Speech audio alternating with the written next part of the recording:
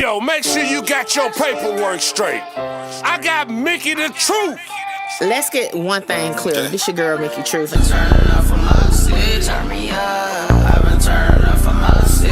South Carolina, 803 to be exact. What's up, y'all? It's your girl, Mickey Truth, aka the Queen of Paperwork, and I am back with another video. As always, all information contained in this video is for entertainment, educational purposes only. All information used in this video is per the Fair Use Act, and any conclusion that you draw is on you, not me. So the loudest is the weakest. Give a fuck about what they scream.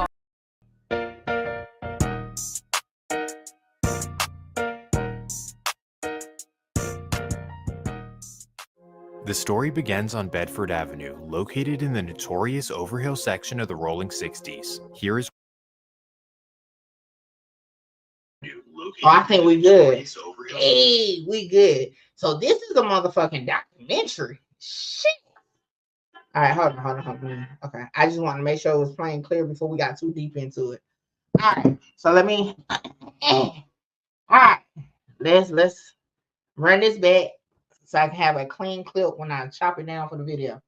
All right, y'all, we are about to get Mickey Truth reaction to Swamp Story video about Bricc Baby.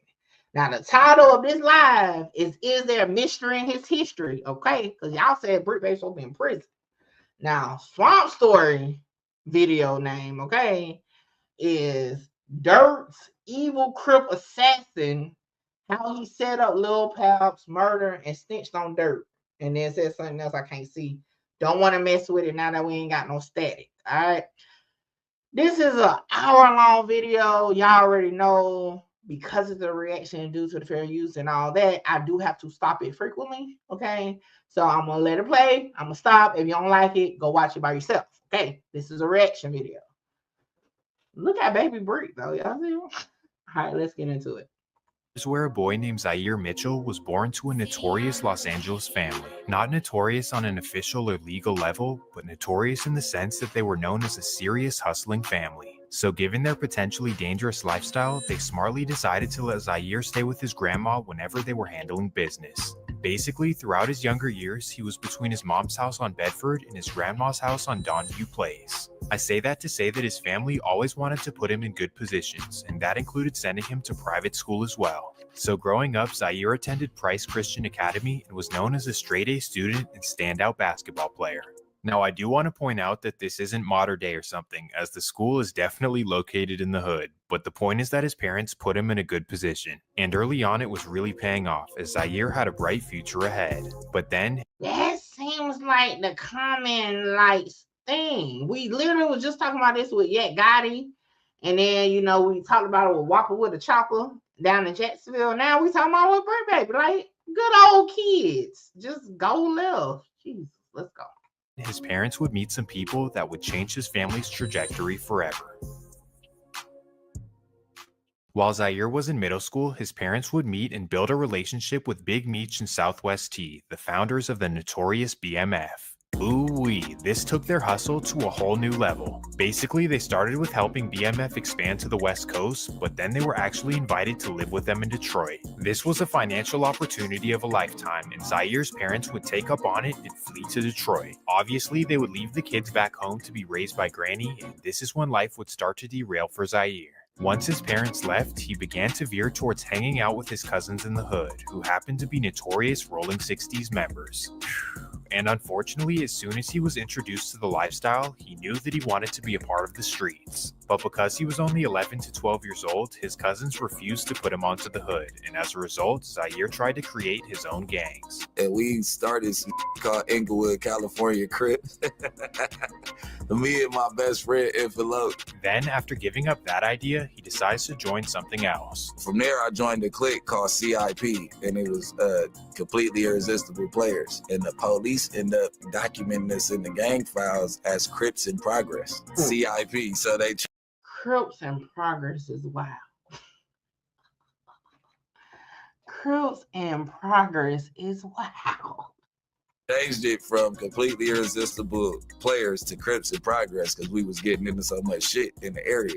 So that was really my introduction. So now as a middle schooler, Zaire is roaming the West LA streets as an unofficial gang member. But then his friend's uncle would find out about this. things would not be good for them. Well, not in the way you'd think. Instead of being upset that they're in the streets like any responsible adult should, he was just upset that they didn't join his gang. Uncle Mike, he found out Well, damn.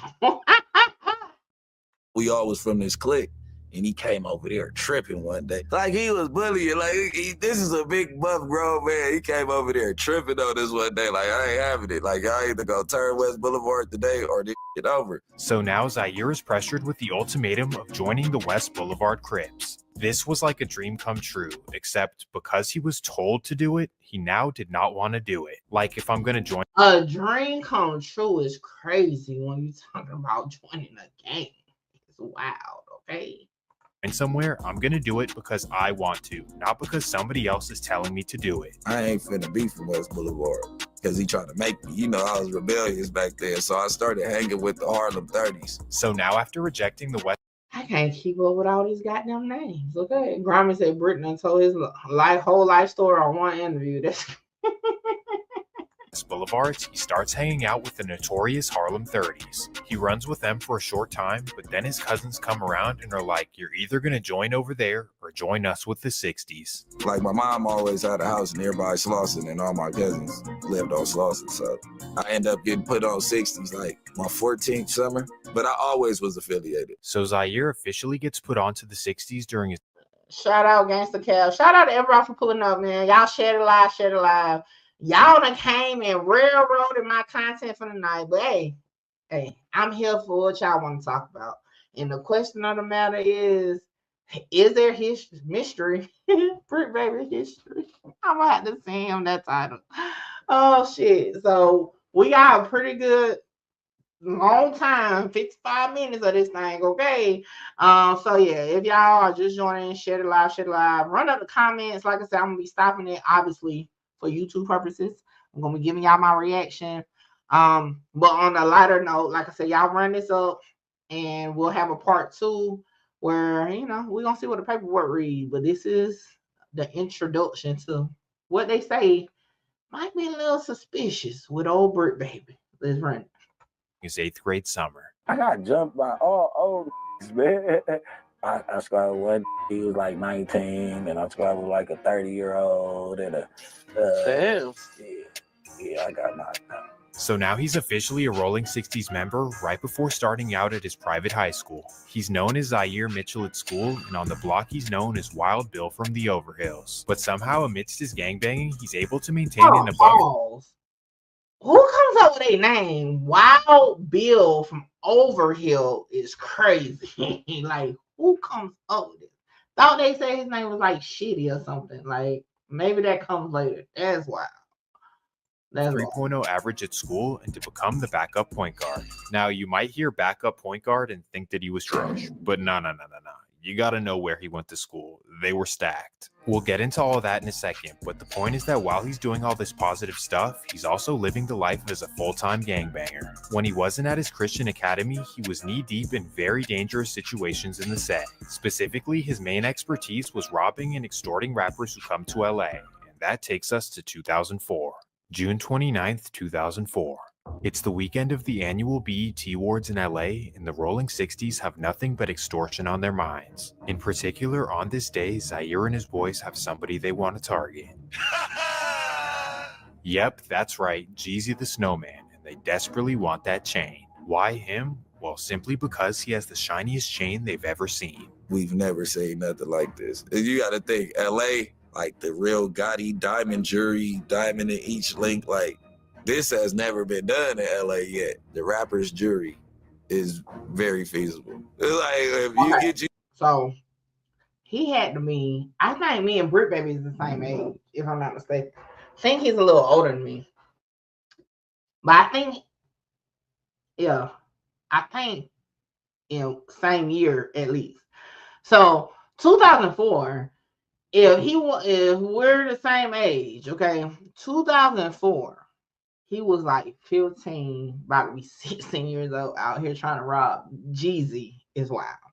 But you know what? I can't even say it's wild because, you know, I had about to be a 1-year-old in 2004. So shit, I guess everybody was living different lifestyles.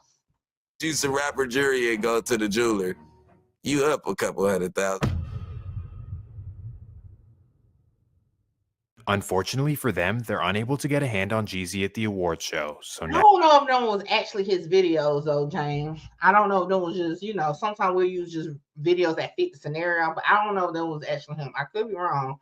I was just glancing at it. they follow him to the club. There was so many of us, we pushed the security out the way and rushed the club. So now Zaire and his boys run in the club and absolutely take it over. In fact, Zaire jumps behind the bar, grabs 2 bottles, and then stands up and clashes them together. Simultaneously, his boys go over to the DJ booth and grab the mic. Tell the whole club to roll the 60s in here, like, oh, like it's one of them nights. After doing this, they wiggle over to the section that Jeezy's in, looking to snatch his chain. We trying to ease our way to Jeezy. We see the snowman. We trying to go do our thing. But as Jeezy's crew notice what's about to happen, they whip out their Briccs. They got like a chopper. This is my first time ever seeing like a mini carbon or something. Like they got a chopper out, like, and we look back and I just go to shake Jeezy and ooh we hand. Like, what up, man? Thankfully, He said, hey, I might be doing stupid shit, but I ain't stupid. Now that's funny. That's funny. Okay. They was like, lady, they young asses out in that club. Okay. Shit. situation was stopped before it even started. But I say all that to show that at just 16 years old, this is what Zaire was about. And because of his willingness to do anything for the 60s, he was I was right about his age then. I thought so. increasing his rank. This is how he earned the name in the set of Shitty or Shitro and the ability to put on new members. Well, hold on. Did I miss it? Why did they say shit? Fuck it. It's not important. Well, in the late summer of 2004, he would bring his first young member to be put on the set. This would be a young friend of his by the name of Eric Holder. Eric was only 14 years old, but already... Oh, shit. The dude that killed Nipsey Hussle? And I know some of y'all probably already know this. Y'all know I do not do West Coast content. And to be honest, if y'all would have came over here and said that Bricc Baby Felonies was in Cali, I wouldn't even thought to look at it. But because we're looking into the Georgia cases, that's the only reason I'm doing it. But no, I am not familiar with a lot of the West Coast shit. So yeah, it's news to me. Okay. Already thirsty and ready to put in work in the set. So of course, Zaire brings him to the set, puts him on, and he earns the nickname of Lil Shitty. Big Shitty and Lil Shitty, a duo that would forever make history in the set. So being a big... Oh, damn, that's like his what was that? Protege. That's wild. Big homie at just 16 years old meant that Zaire had a rider by his side. At first, this meant protecting the trap, which happened to be Zaire's mom's house. This is where you could find a whole lot of money, jewelry, and illicit items inside. So because of Zaire, his mom's house became the hangout spot for the Overhill 60s. My house was the spot. She had money and shit in the house and a lot of jewelry. So she let all the gangbangers kick it at the house because she had control of us. I had control of my homies, but we was like the security blanket. Now remember, as he's committing felony robberies and hanging out on the block, he's still enrolled in private school and playing on the basketball team. Damn, I tried to pause it. I don't think that's actually his thing. I don't know, but it ain't look like. I tried to pause it right when it was on that picture. So now it's the fall of 2004, and Zaire's team has a major season ahead. The team is absolutely stacked as they have a 6'10 D1. Yeah, I think these just pictures they found. Center, a 6'7 D1 wing, and the point guard is Devin Williams, who you may know is in the lab. Well, long story short, they're so good that they have an undefeated season in their league, and they make it to the state championship game in Sacramento.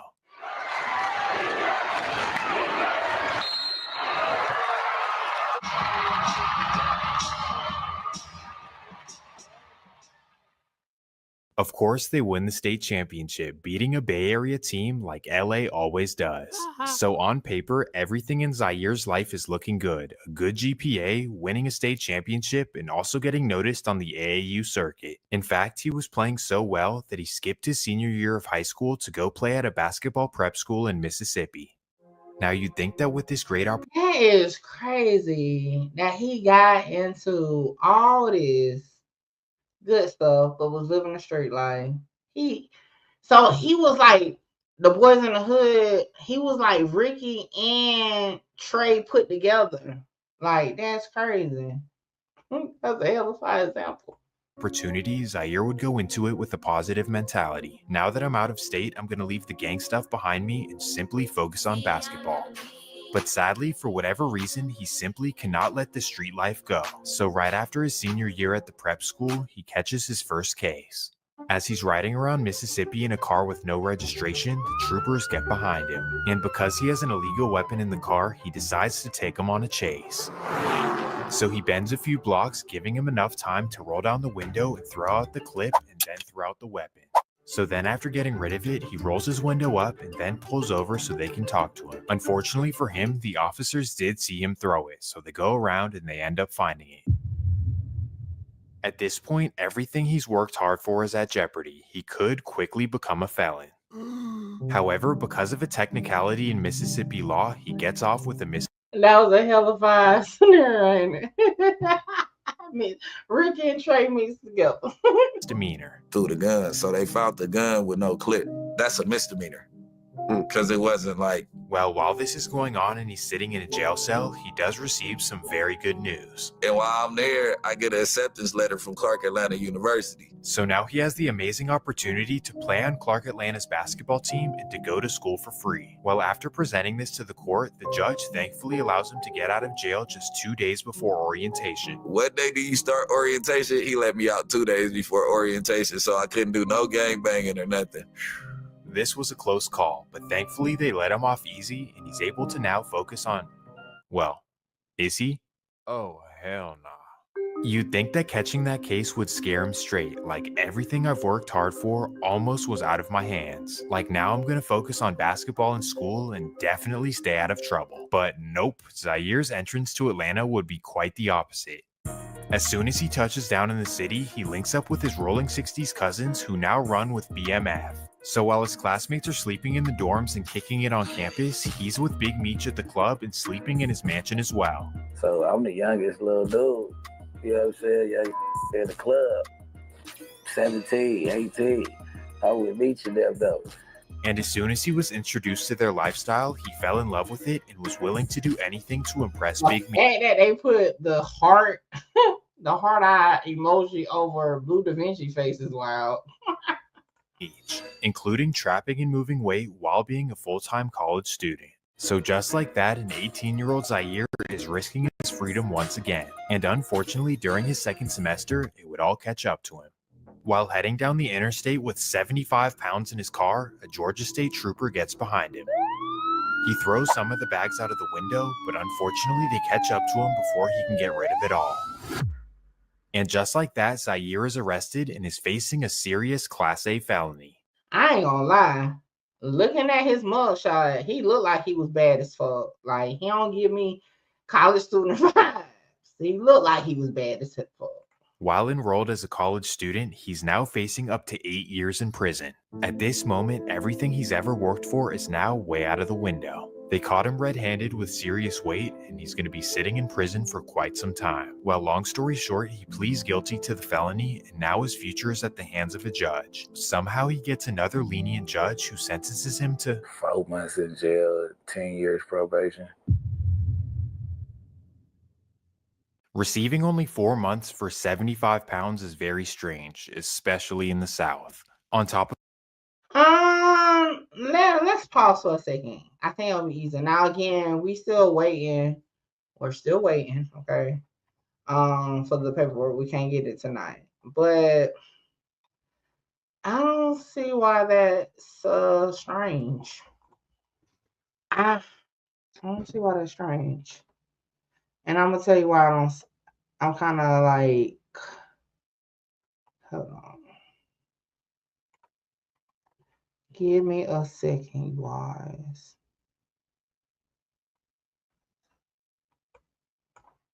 See, let me go back.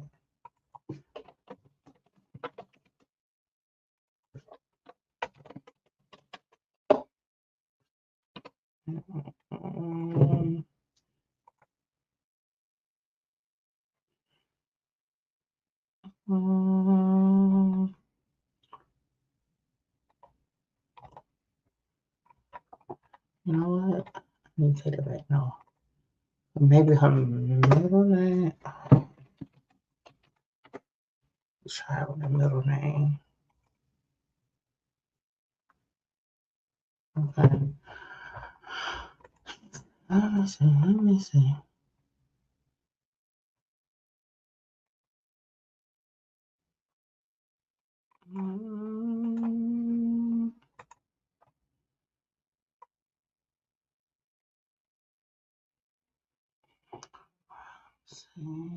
I'm looking at something.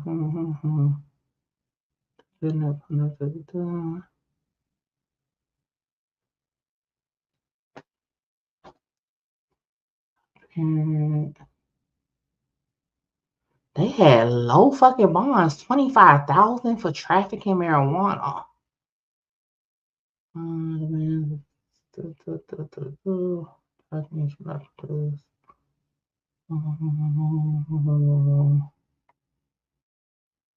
Motion to suppress.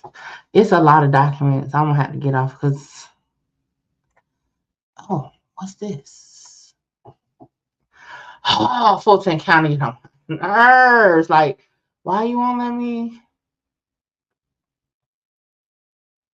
Oh. Well, I mean, all right. He got standards. Okay. I found something. All right. So, boom. For this first case, the trafficking case. Okay. I was able to find this right here. Can y'all see it? All right. So, trafficking case. And y'all see trafficking and marijuana obstruction. Zaire Mitchell. This was filed December 1st, 2006. Negotiated plea, guilty on count 1, which is the trafficking.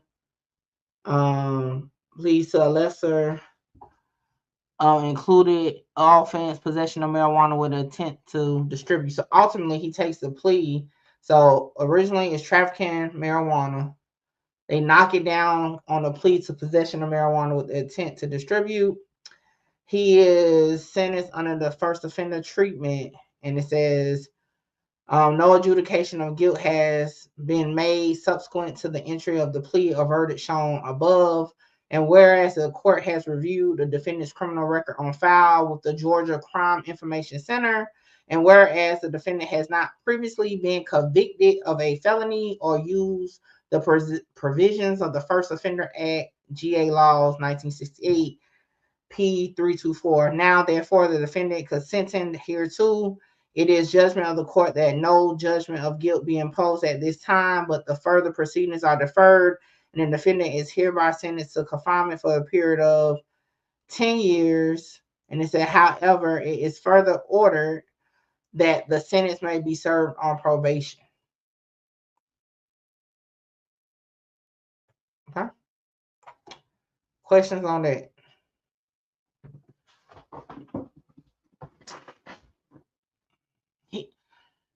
Okay. So Trill Talk said, girl, that nigga snitching his ass off. So let me ask y'all this: who did he snitch on in this situation? Who would have been the person? Because I just told y'all he had a co-defendant who didn't get any time either. So like, who got snitched on?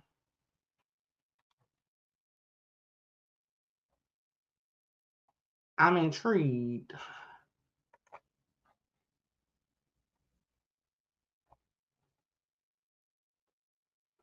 Count 2, count 1 only. State has no objection to expungement.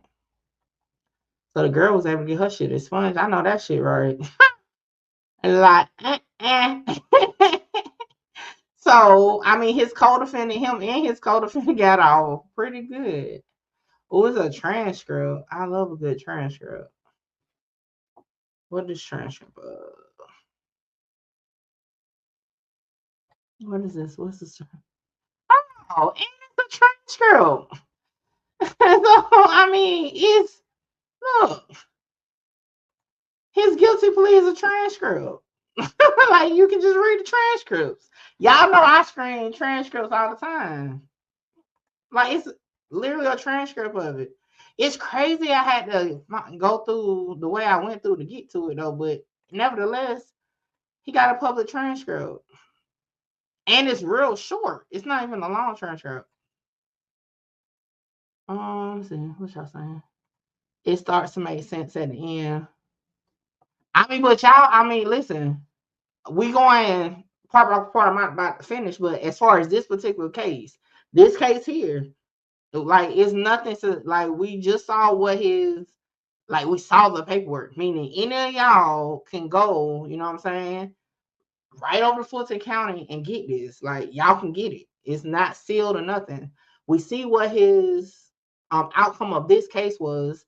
Like I told you, the co-defendant right here, count one only, state has no objection to expungement. It's off her record.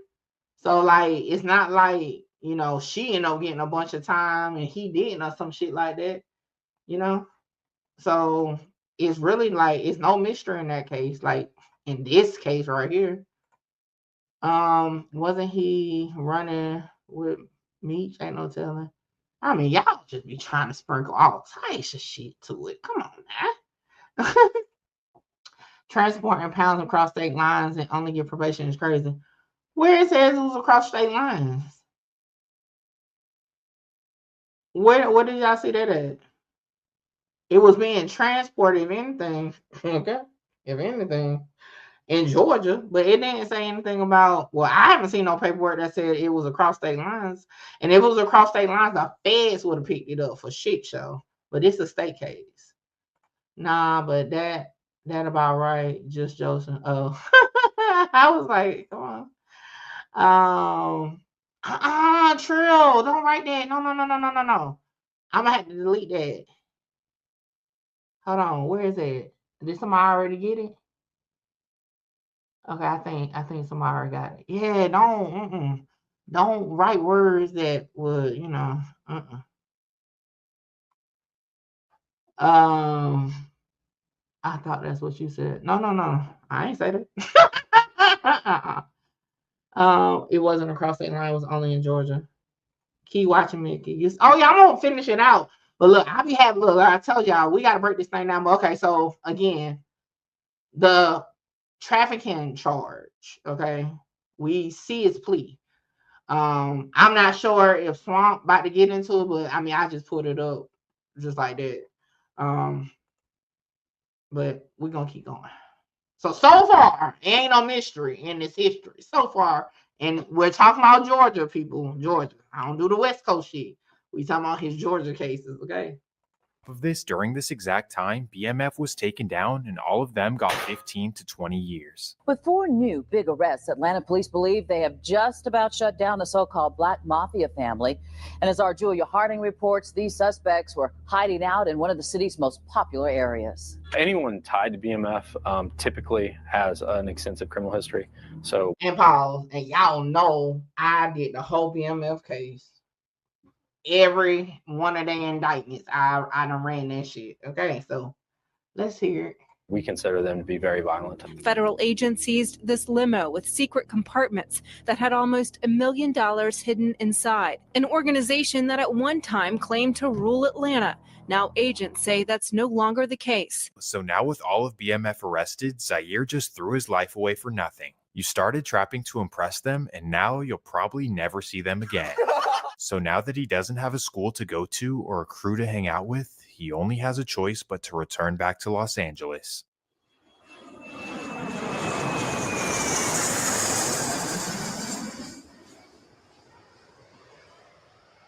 So right after his release from Fulton County Jail, he makes his glorious return to the wicked, overhill Los Angeles streets.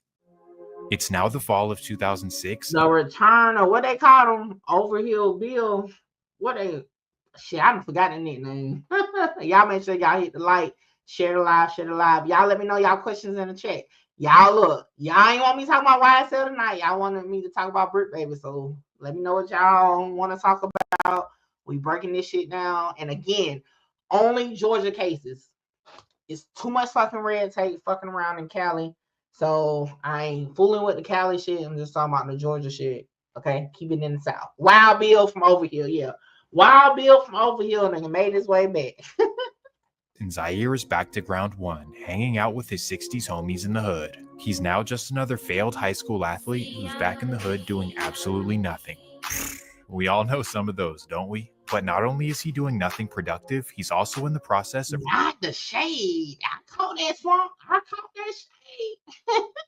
risking his life every single day. Why, you might be wondering? Well, because while he was in Atlanta, his little homie Eric Holder was causing havoc in the streets. So upon Zaire's return to LA, he was putting his life in immediate risk.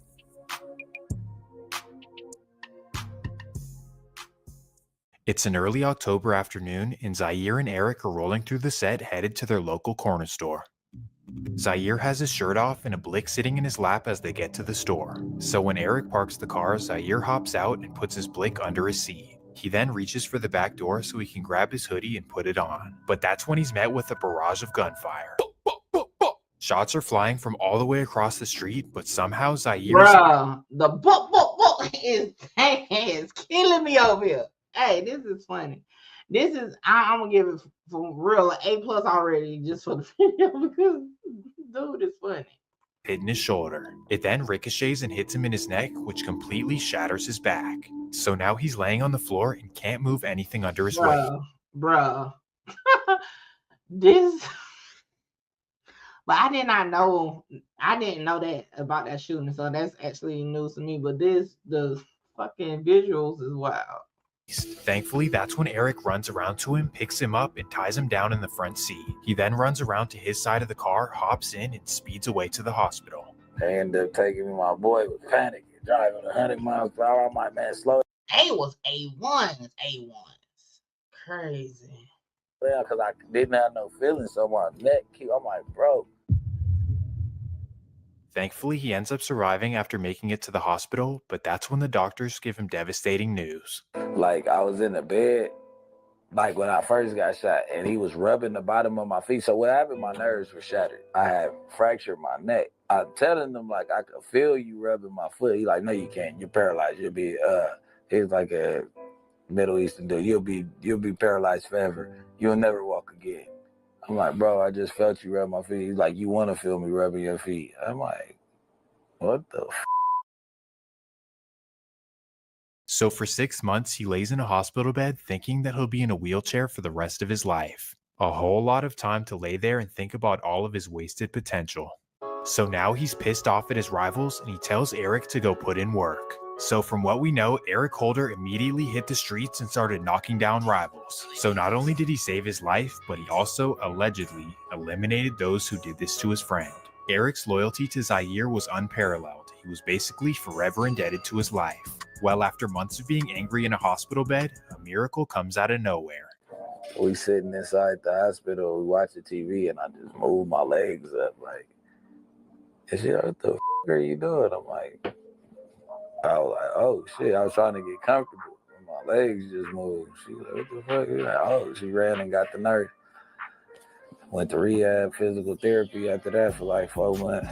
Somehow, after 6 months, he's able to fully recover and get back on his feet. And after his full recovery, he would smartly get out of the LA streets and head back to Atlanta. Now, you may be thinking that this was his wake-up call to get out of the streets, but this wasn't the case at all. Instead, he heads back to Atlanta with a serious mission in mind, and he brings Eric with him. Basically, he wants to become the king of the streets, the powerful leader of the Georgia Rolling 60s. At this time, and really still to this day, the streets in the South had absolutely zero structure. Nobody listened or followed orders from anyone, and it was pretty much every man for himself. No certified OGs, DPs, put-ons, none of that. So essentially what Zaire was trying to do was bring the Los Angeles way to Georgia, where he could have people under him and serving anything he wanted. So in order to do this, he hit the streets hard and recruited new members, guys who were under him and who would do anything he said. And in the process, believe it or not, they took over some serious hoods, and this is how Zaire truly made his name in Atlanta. From the notorious Four Seasons apartments, the West End, and a Southside hood known as Shady Park. Well, in the process of expanding the set, Zaire unfortunately brought some havoc to the streets. In typical LA fashion, he began robbing and extorting rappers, a trend that Atlanta had never seen before. No, that's somebody I robbed that was Gucci best friend. This is how he becomes known for robbing in Atlanta, somebody that you'd rather have on your side than against you. So he's basically extorting people for friendships, but on the flip side, he's also pretty intelligent. After befriending a local rolling 60 by the name of Pee Wee Longway, he ends up running his bag up like never before. If you're unfamiliar, Pee Wee was a very well-known hustler in the streets of Atlanta, known for running up millions. And because of this, he had connections to the up-and-coming and major rappers in Atlanta. I met everybody through Pee Wee Longway. That's my brother. That's like my brother-in-law. As they were constantly in studios and surrounded by rappers, they decided to join together and to start a music label. This would be known as Money, Piles, and Ammo, also known as MPA. Okay, so you guys started rolling together and you guys start MPA together.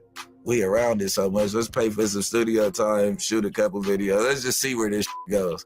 Unfortunately, they had no idea how to properly run a business, but aside from that, Zaire had a special ear for talent. In fact, he discovered Young Thug in 2008 and actually started managing his career early on. Without having him signed to any sort of paperwork, Zaire had him in the studio and was also introducing him to some bigger names. In fact, in 2009, he even brought him to LA to try to get him in the studio with Nipsey Hussle. I started showing him the game with what's going on the West Coast too. Right. You know, I took him in front of Nip in like 2009 and told him to work with him. And Nip was like iffy.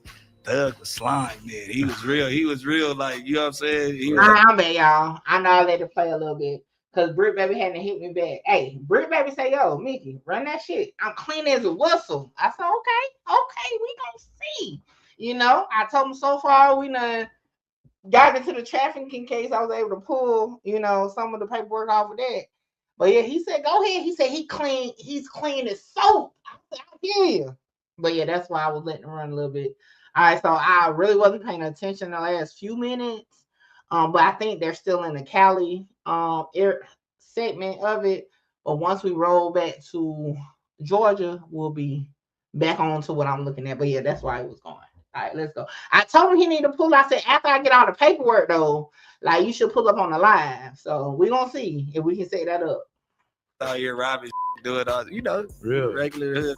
So the point is that he was helping out Atlanta artists and he had a really good ear for talent. So not only does he have a potentially major label at his hands, but he's also doing pretty well financially. In fact, in 2009, he copped a nice condo in Sandy Springs, a fly whip, and you know, he was just doing his thing. Once again, things are truly looking good for him, but sadly, this is when he's met with some terrible luck. October 22nd, 2009. It's a Thursday night in North Atlanta, and Zaire is headed down Interstate 19, headed towards downtown. As he's cruising down, a Georgia State Patrol gets behind him and runs his tags. Unfortunately, he never registered the car, so the officer hits the cherries. Ah, shit, here we go again. Zaire knows that he's riding dirty as a convicted felon, so he smashes on the pedal. All right, we're back in Georgia. All right, so I did find this case too. He don't have a co-defendant on this case. This case, possession of firearm, convicted felon, that's a felony, obstruction of LEO, misdemeanor, fleeing and attempt to elude, felony, possession of marijuana, less than 1 ounce, misdemeanor, suspended registration, misdemeanor, no insurance, misdemeanor. No paperwork on this one. I'm going to request it, but yeah. All right, so let's continue on. Now he's on a high-speed chase, cutting in and out of traffic in Buckhead, and then skirt, he smashes into a pole. Just like that, the officers are able to pull him out of the car, and they find weapons inside. This time, it's no joke, as he's facing 4 separate felonies. So already being a convicted felon, he's looking at up to 12 years in prison. But somehow, once again, Zaire is able to completely avoid prison and only get a few months in jail. What? A convicted felon and documented rolling 60s Crip only gets a few months in jail for 4 separate felonies. That makes no sense in my mind. Well, I see how he put that shit together. He rolled that shit up real good just now. He did that, okay? He definitely rolled that shit up. Well, I'm just gonna be honest, man. The first two, the marijuana, the trafficking marijuana, you can't even hold it because that was under the First Offenders Act. So like, you can't even count that as leniency. I mean, anybody is able to go through that if you meet the qualification. Hell, y'all know Quando Rondo turned it down, right? When he was offered it because he said he wasn't gonna be able to stay clean. So I mean, Georgia, and that was a Georgia case. So we can't count the first two. So I'm gonna just tell y'all the truth. We can't count the first two. That was First Offenders at this particular case. I got this. I don't have no documents on this. I'm able to see it, but I got to request it. So far, I mean, don't make it stand out shaky. I mean, to me, just yet. I mean, and I got to read up on the First Offender Act all the way. Because if I'm not mistaken, like, hold on. I'm going to have to read up on it. How that works, though. But so far, you know, like I said, the first two was under the First Offender Act. But damn, we done made it to the two cases. What else he talking about for 30 minutes? We're going to keep going. Well, once again, he gets off easy and he's right back on the streets in early 2010. But not for long. On July 28, 2010, he would have another high-speed chase while on probation. And yet again, he's caught with a weapon and facing 10 years in prison. But mysteriously, the judge lets him off easy and he only does 18 months. Now, I'm sorry. It's like I had to pause it right there for some reason. So it's not that he didn't never do no time because they just said he did 18 months. Why did they put the Tekashi 6ix9ine shit on his head though? Like, y'all listen. I will say this. People understanding of how like the legal shit work be so obsolete that they don't even be knowing how bad they be reaching sometimes. But at the same time, if you don't have clarity on it, you don't need to allude that people is telling, like, or some shit like that. Like, because that makes zero sense. Because if you don't even understand or you're not able to, like, verify, like, the first two felonies was under the First Offender Act, that right there is a red flag. Like, you might not need to be alluding to something. And so far, I haven't seen no documents in this video. So that's kind of, like, again, when you talking about snitching, like, literally in the title, it has snitch in caps lock. Like, I was expecting to see some type of paperwork leading there. Like, right now, the whole dialogue is, well, I don't understand how he didn't get no time, so something's not right. Oh, it's no way you get a second lenient judge, you know, so something's not right. Like, that don't, you know. But let's continue. before you call him a snitch or an informant, do understand that this is Fulton County, which is a complete joke. Well, okay. You clean that up. Guess it was just clickbait for the title. Well, regardless, it's now 2012 and the MPA boss returns to the streets. While he was away, Pee Wee Longway was able to discover young rappers Lil Durk, Rich Homie Quan, and a group called the Migos. Rich Homie Quan before he came out. I'm hearing 21 Savage before he came out. So as soon as Zaire got out of prison, he was connected with them and actually started helping their careers. Not only did he pay for their studio time and connect them with rappers, but he also provided them with protection. Durk being an outsider from Chicago and the Migos being suburban wannabes, they both could use some protection. But most importantly, the biggest thing he provided was protection. Hey, not too much on my Migos. I heard that suburban wannabe shit, but that was funny. Rappers went to LA. In fact, he even brought Future to LA for the very first time. You know what I'm saying? I've been that person, like bringing them out here. Like I had Future, I turned LA on the Future. I was listening to Dirty Sprite 1. You know, I brought them out here to do a song with Nip. Essentially, he was every rapper's connection whenever they'd go to LA. He was the first and only call. Remember this, because it will be very important. Well, as we know, everyone around him and Pee-wee was getting rich and famous during this period. And after a while, they got kind of tired of being the guys in the background, and they wanted to try rapping for themselves. So Zaire would become MPA Shitro or MPA Bricc Baby, and Pee-wee was still Pee-wee Longway. Early on, things were looking bright for the duo as they had Now he done changed the P to a C. Oh shit. Free Pee-wee Longway. help of Durk, Future, Young Thug, Gucci Mane, and more. Basically, because of everything they had done for them, if they ever needed a feature, it was done right away. But then, unfortunately, as things are going up for Bricc Baby, he catches another felon in possession charge in Los Angeles. And this time he's sentenced to 3 years in prison. As he's sitting... Now, we all know California is more strict, though.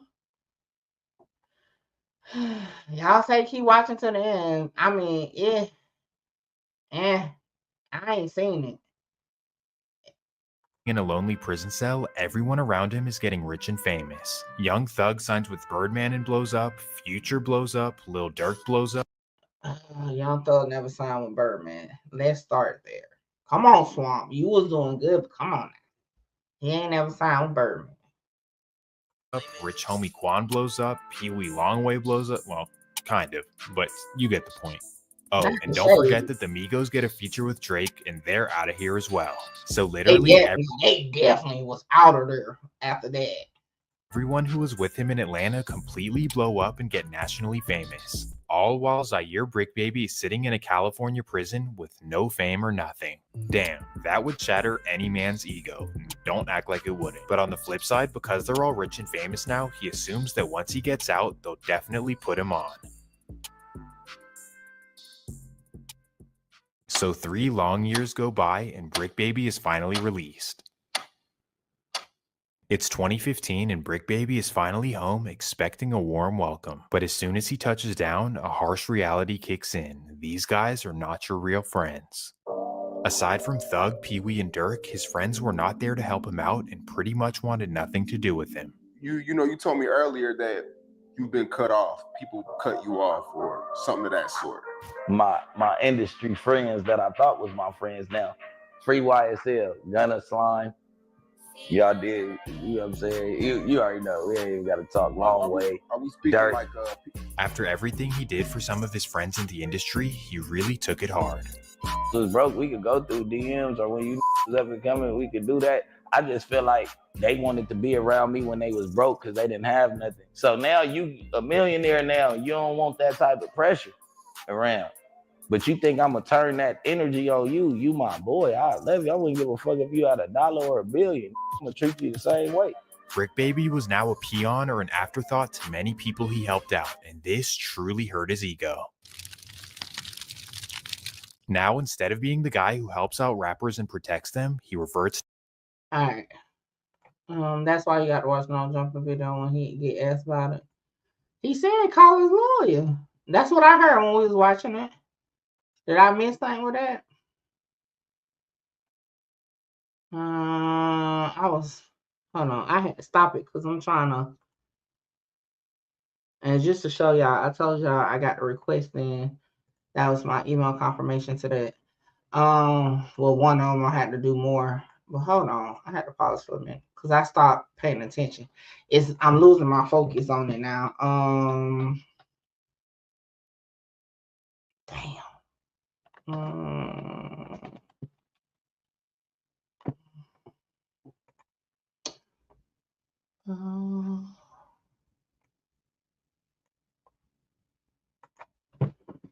Damn, I didn't do the writing one.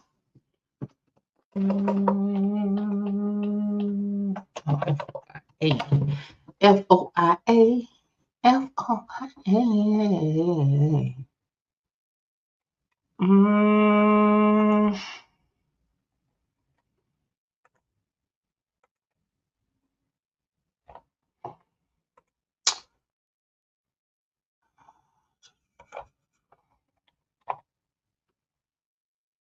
All right.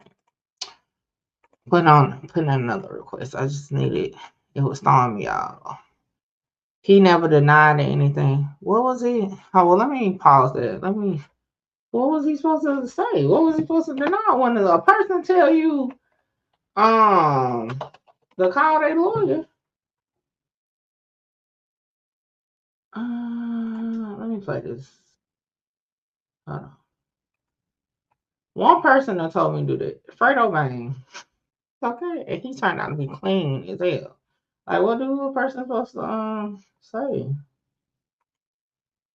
Let's see. He's a snitch. One of the worst labels you could put on a motherfucker from the streets. Listen, I got questions, Bricc. Yeah. All right. On the video, you caught about 4 straight Class A felonies in Georgia, back to back to back to back, in the span of 2 years. Yeah. And you never went to prison. What the fuck happened? I had a great attorney. I went to trial. How you say that shit disappeared when I went to trial on the gun case? You can't look up the trial on the gun case? That's all. Huh? I said you can't look up the trial on the gun case. My shit got dismissed in trial. He gets caught that many times, GA, and a convicted felon doesn't make sense. Why y'all be saying it? So I mean, I don't know. Night, like, what you mean that many times, GA? It's not that like he goes before a judge. He's just lucky he's getting judges that's not like throwing a book at him. Like, I don't know. I'm not seeing what y'all like the big issue about it. It's not like he done got charged and like never go to like court about it. That's different. Like, you ain't never made a court or nothing, but like the cases play out. Like, what I mean, what y'all wanted him to have harder judges, harsher judges? You know, maybe, I don't know. Y'all attorneys need to learn the judges. Like, because this one particular judge, like my dad was like, yo, make sure she know we not going in front of that judge. Like, so maybe his attorney just knew the best judge to put the case in front of. I don't know, but I mean, just based off of like he went to court. The judge is just like, what do you think? He paying off judges? I don't know. Let me finish listening to the clip. I don't know. I'm not saying it. Listen, I had a paralegal go through your. This is why the video took so long. We could call Daniel Kane. Huh? I said I could call my lawyer. I could call Daniel Kane. You should be able to go research any type. I've never had an interrogation. The only one I had an interrogation on was probably when I was 17, and they definitely probably got that because I was telling the officer I went to fuck his daughter. And Juvenile records are sealed regardless. What the fuck? What I'm saying, the paralegal, there was no further information about your cases, which in Georgia they. And see, that's cap. Your paralegal just didn't look hard enough. And then again, everybody knows if it's not available online, you have to request it, especially if you are familiar with Georgia, especially Fulton County. Come on. With the Kevon and Lil Durk case, everybody swarming down. There wasn't no paperwork. And what happened? Mickey True came and dropped the paperwork. Like, everything is just not readily available online. It's not like the Young Thug case where you can just go in every document. You can just click view cases. You don't pick your look. TL Garrett, Cap. I ain't gonna say per se pick them. Your lawyer, attorney, whatever you call, can request to be seen before another judge, and that's factual. Ask your favorite attorney that. You can definitely put a motion in to be viewed by another judge. And that's factual. I know for shit show, like I actually have seen it done in South Carolina, but anywhere that is like you can put the motion in for that. Don't ever think you can't. And you can ask your favorite lawyer, bar lawyer in Georgia, whatever, if that's so. Factual. So if you think you got to go in front of Judge XYZ, then and your lawyer don't tell you don't have to go in front of that judge, they can put a motion in, then you need another fucking lawyer. Like, for real. So don't let nobody tell you can't. Look, listen, my dad right now, the only judge on the docket is a judge that told him if he ever come back in front of his courtroom, he going back forever. My dad like, hell no. And it's simple. The lawyer put in the motion. He ain't going in front of that judge. So yeah. That's cap. But again, not a lawyer, so that's why I'm telling you. Go ask an actual lawyer. I promise you. And if you look, if you ever had a lawyer that told you they couldn't do it, don't ever hire that lawyer again. Everything's out there. You can find anything about it. It's not like LA. No, it's not recusing the judge. No. That's no. It's not the same thing as recusing the judge. Just ask your lawyer. Next time, I'm pretty sure you should have a lawyer on standby. Even if you ain't doing illegal shit, you always supposed to have a lawyer on retainer. I even got a lawyer on retainer. But just ask a lawyer. They're breaking down to you. I could get with. Convicted felon in the state of Georgia get caught with a gun more than once. It's weird unless you talking. That shit ain't weird. Man, listen. What's weird is never making it ever to a courtroom. Then you need to question if a nigga talking. Okay. Like, that's weird. But y'all saying just because he ain't getting no prison time that he got to be talking? Like, come on, people. Come on. Y'all can't be that freaking gullible. Like, on some real shit. And again, we don't even know right now the outcome. He just said at trial, the shit got like, the hell, you wanted the trial to find him not guilty? And just because he's a convicted felon and y'all got fucked up in it, y'all want him to, like, the judge to say, you know what? Fuck that, you guilty, even though you just got found not guilty. Like, that's what he just said. Let me run that back. He just said he was found not guilty. Y'all better get better legal representation, because y'all be sounding crazy. But let's see. I think that's what he said. Maybe I'm tripping. Let me see. When I was 17, and they definitely probably got that because I was telling the officer I went to fuck his daughter. And Juvenile records are sealed regardless. What the fuck? What I'm saying, the paralegal, there was no further information about your cases, which in Georgia, everything's out there. You can find anything about it. It's not like LA where they seal everything. So I could get whatever from my lawyers. All right, so pause. I think I jumped past the spot, but let me show y'all something. This is probably what his paralegal did. All right, this is Bricc Baby's one of Bricc Baby cases right here, right? From the online standpoint, you see Fulton County. So when you go down, you see no further information because there's nothing you can click on, right? Like it's nothing you can click on, right? Yeah, because you can't just pull it up off of this. You got to request it. So I don't know what type of paralegal Swamp got, but he might need maybe one that's probably more familiar with that. But yeah. And let me show y'all what it'll look like when you can click on it. Damn. Okay.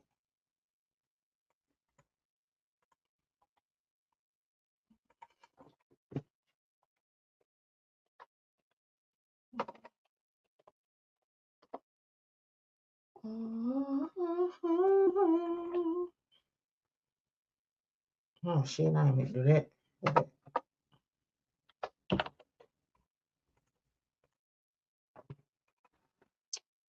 I can bring up this one. All right, so this Young Thug, right? Let me show you the difference. So with Young Thug case, you see how it's view document? You can just click it and it'll take you to where you can pay to get the document. Same thing I did earlier.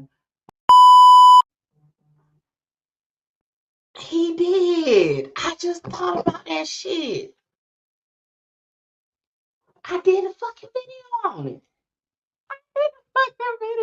it. Y'all. Hey, that's some shit. He did. Now that is funny. That I'm like, bro, Mickey, you did the fucking video. Get to the business, y'all know I just be on YouTube lurking around, and boom, they said Bricc Baby got picked up by the feds. I said, who? What? When? So you already know your girl had to take a look. So let's see what I was able to find. Truth Team special hearing is now in session. According to Los Angeles County Jail information, Bricc Baby was arrested on June 23rd and released on June 23rd. On a $35,000 bond. Okay. Now, according to online resources on Los Angeles County, it did not reflect what he actually was charged with. And you know what? I'm not biased. Bricc baby has definitely been a supporter of mine, but I have to do it just like I'll do anybody else. So you know your girl had to call to get the information as to why or what Bricc baby was arrested for. Yes. Check it out. I'm calling to find out the charges against them. Okay, charger, possession of firearm convicted by a felon. Now that's fucking funny. What the fuck happened to that case, Bricc? God damn it. And like I said throughout the video, that's my opinion. And if you don't like it, guess what? I'm like, fuck you. I'm like, fuck you. Fuck you. Hold on, wait, before I go, y'all make sure y'all tap in with me to book your slot. A lot of y'all be hitting me up on Instagram and the email wanting to just talk about content, whether you're an up-and-coming content creator or somebody just got questions about cases or whatever. Book your consultation with me now. The information is on the screen. Hey, make sure you get your slot, because my slots be filling up fast. This is the weakest. Give a fuck about what they scream. Holla! Shout out Mickey. Mickey, you gonna be big. Like, I'm trying to conquer the world, coming from where I come from. Hey, this your girl Mickey Truth, #1 blogger in South Carolina. #1 blogger in South Carolina.